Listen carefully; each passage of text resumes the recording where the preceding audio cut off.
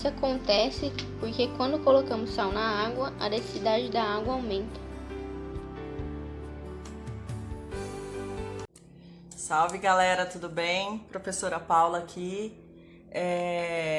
Para vocês que estão no terceiro ano, eu queria explicar para vocês melhor dois conceitos fundamentais da filosofia política, que é o tema que vocês estão estudando. Queria agradecer a aluna Catiane do terceiro B que se interessou pelo tema e veio me perguntar sobre, e eu pensei que poderia ser algo estendido aos demais alunos e por isso estou aqui gravando esse vídeo para que vocês entendam melhor o que é o capitalismo e o que é o socialismo. A filosofia política é uma área de conhecimento dentro da própria filosofia que vai tentar entender quais são essas relações de forças que existem entre as pessoas que vivem em sociedade, né? O homem por si só ele é um ser social, ele convive com outros homens e por isso ele exerce essa força política, essa força que vai dizer quem pode mais e quem pode menos. Queria começar dizendo uma frase do Marx, que é a história da sociedade, a história da humanidade, a história da luta de classes. Então, ao longo de toda a história, nós tivemos um conflito entre ricos e pobres. E é importante que a gente entenda como que se forma isso. O que eu preciso para fazer poucos ricos?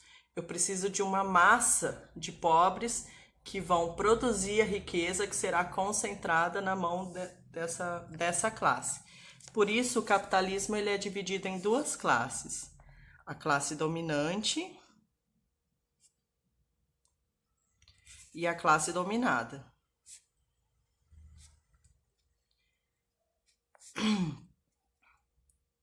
A classe dominada, ela é sempre a força de produção, é ela quem produz riqueza. E a classe dominante é aquela que concentra essas riquezas porque são os donos dos meios de produção.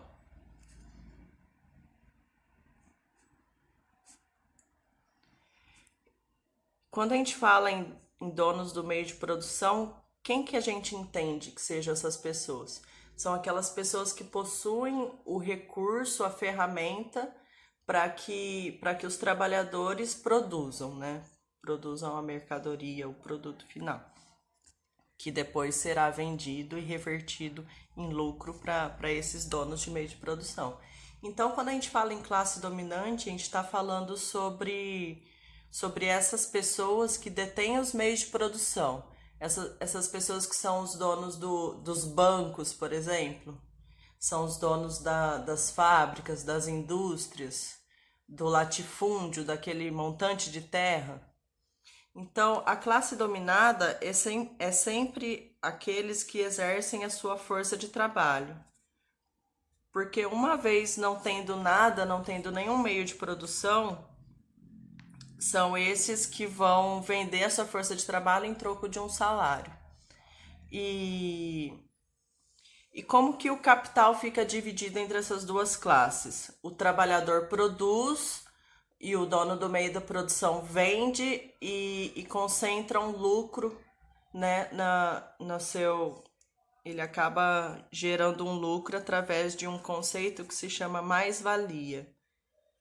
A mais-valia é o excedente da produção do trabalhador. Então, vamos pegar um exemplo. Se o trabalhador trabalha um mês inteiro, 8 horas por dia, produzindo um produto, quanto que ele ganha da renda, né, da venda dessa produção, desse produto? Ele ganha um salário, ele não tem parte do lucro desses produtos, né?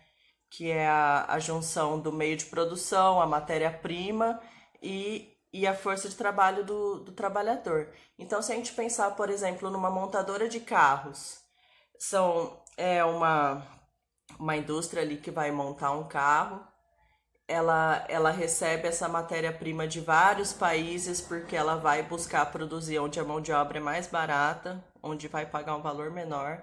Aí essa montadora ela vai montar esses carros e esse trabalhador que trabalha ali 8, 12 horas por dia, ele exerce, né, ele aplica a sua força de trabalho E vamos supor que ele precisaria trabalhar 1 ou 2 horas por dia para ganhar, para produzir aquilo que ele vai ganhar no final do mês, que é o seu salário. Então esse trabalhador, ele vai produzir e ele não vai gerar, ele não vai ganhar nenhum lucro do seu produto, né?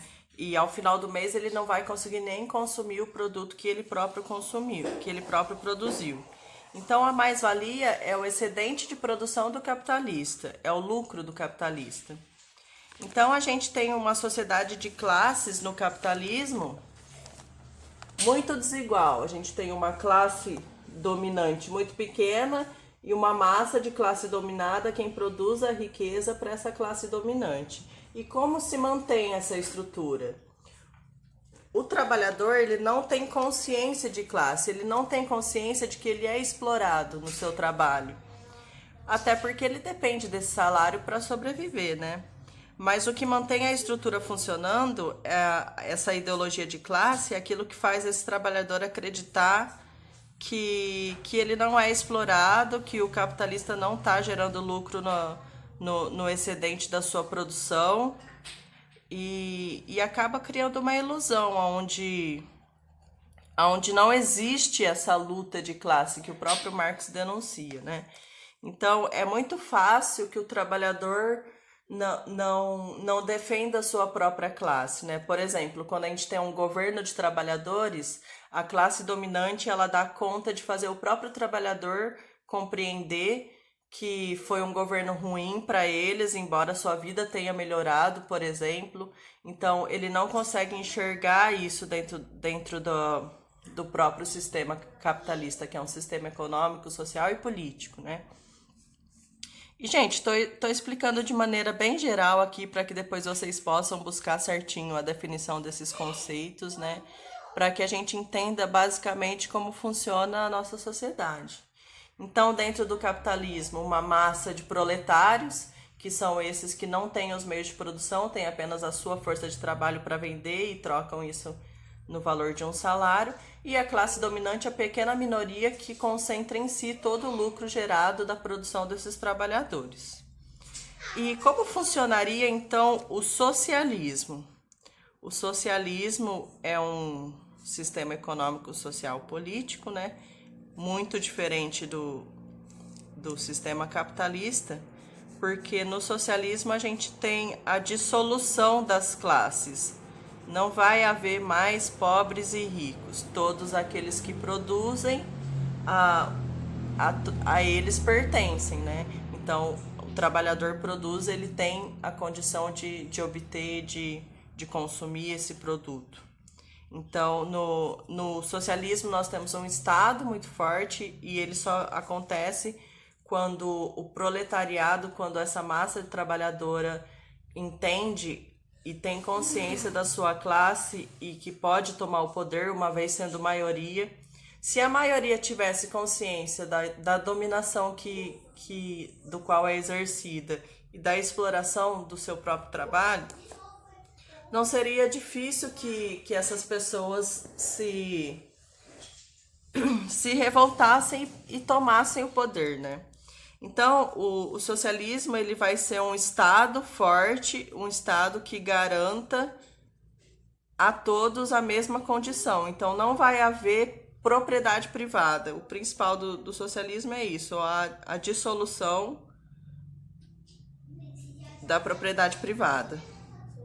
Se não tem um dono da terra, então a terra pode ser dividida igualmente entre todos. É isso que luta os movimentos de reforma agrária no Brasil, por exemplo, que é o MST, Movimento dos Trabalhadores Sem Terra. Então, porque eu tenho um montante de terras improdutivas concentradas com um único proprietário, quando eu tenho muitos trabalhadores que produzem alimentos que podem ser distribuídos aí para toda a população e na verdade esse latifúndio está servindo para produzir cana que vai ser depois revertida em álcool e ser exportada. Então esse lucro ele fica apenas com com o dono do meio de produção, né? E no socialismo, como não tem esse dono do meio de produção, quem é o dono é o Estado. E o Estado vai dar condições iguais para que todos, né, tenham as mesmas condições de vida. Então,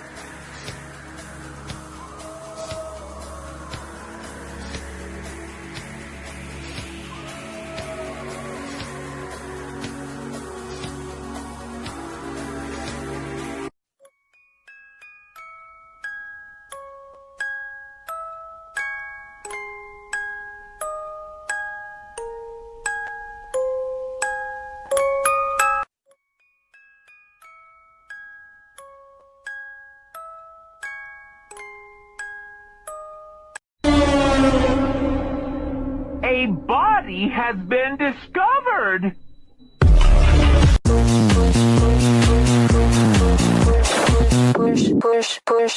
Push me, and then just touch me, till I can get my satisfaction.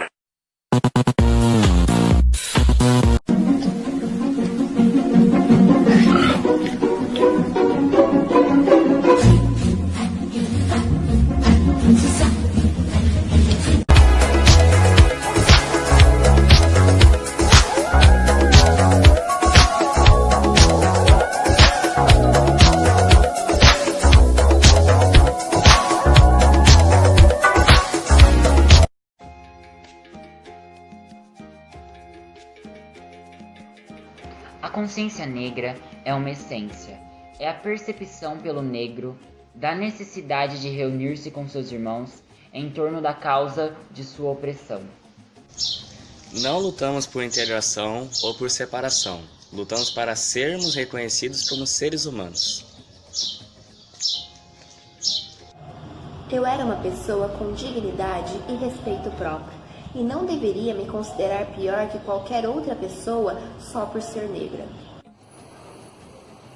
Nenhuma pessoa branca viva hoje é responsável pela escravidão.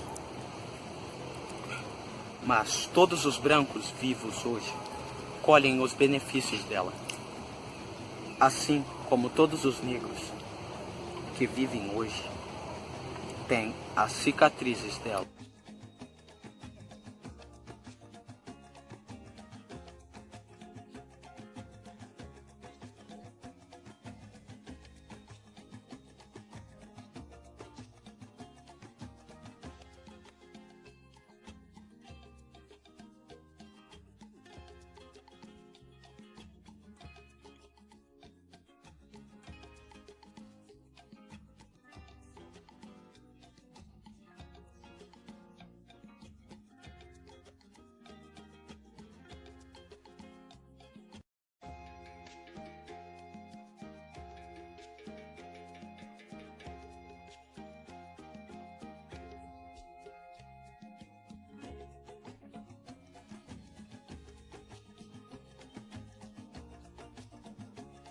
A má índole associada à falta de educação leva ao racismo, preconceito e até marginalidade.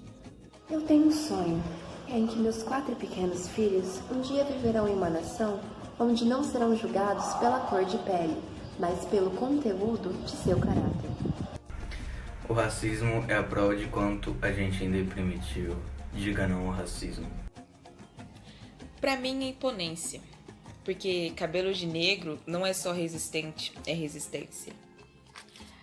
Minhas primeiras reflexões sobre o racismo foi quando eu era criança, e a primeira assim foi com a minha irmã. Todo dia das crianças ela pedia uma boneca negra, uma boneca preta. E eu me perguntava, né, por que você sempre pede boneca negra, uma boneca preta? Todas as bonecas são brancas e meu pai sempre se demorava a achar uma boneca negra. E aí eu perguntava, por que você sempre pede e tal? E ela respondia, porque eu gosto, é a minha cor, tipo, né? E eu não entendia. Minha segunda reflexão foi sobre o lápis cor da pele na escola. Era estranho, porque o lápis cor da pele é rosa. É um rosinha claro, né? E era uma coisa que eu pensava. Mas eu pensava, né? Isso me afeta de alguma forma? Eu sendo negra, tipo... Por que é assim? Uma criança com dúvidas, com milhares de pontos de interrogações sobre a sua cor da pele.